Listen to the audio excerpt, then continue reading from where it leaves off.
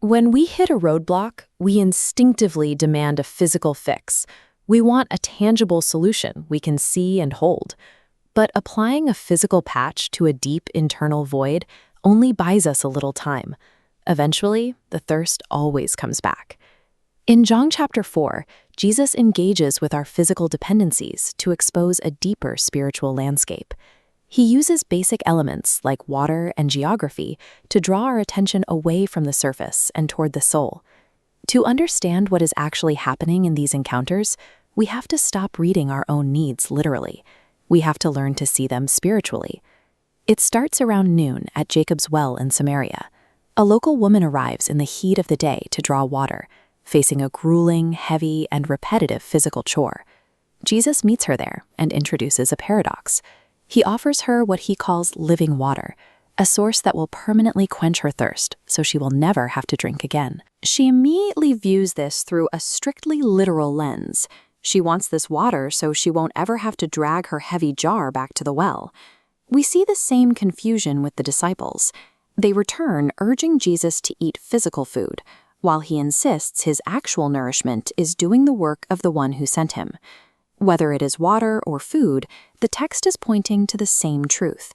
This living water represents an eternal fulfillment that originates from inside the person, independent of external circumstances. Physical calories and hydration can only maintain the body for a few hours. Spiritual sustenance is the only thing capable of satisfying the soul permanently. As the conversation gets personal, the woman tries to deflect. She brings up an old religious debate about the correct physical location to worship God. For centuries, there had been intense friction over this geographic divide. The Samaritans insisted worship belonged on their mountain, while the Jews claimed it had to happen down in the temple at Jerusalem. Jesus cuts right through the argument by making both locations irrelevant. He tells her a time is coming when neither the mountain nor Jerusalem will matter. Because God is spirit, true connection to him requires worshiping in spirit and truth. It is a connection completely detached from a specific zip code. Worship is no longer a physical destination a person has to travel to. It is a spiritual posture of the heart that they carry with them. This shift starts to spread.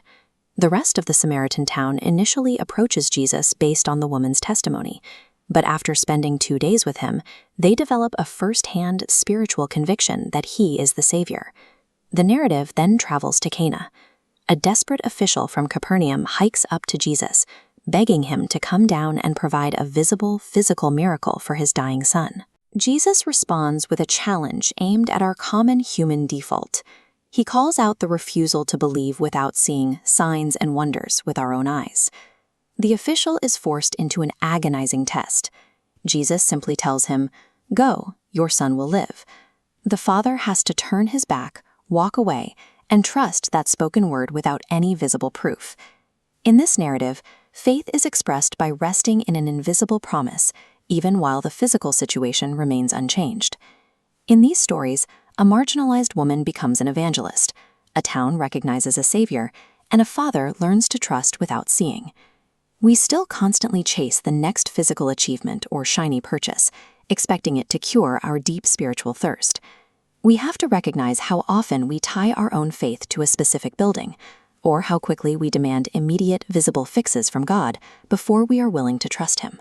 True peace begins when we stop demanding physical proof and instead accept the invisible, living water of trusting Christ's word.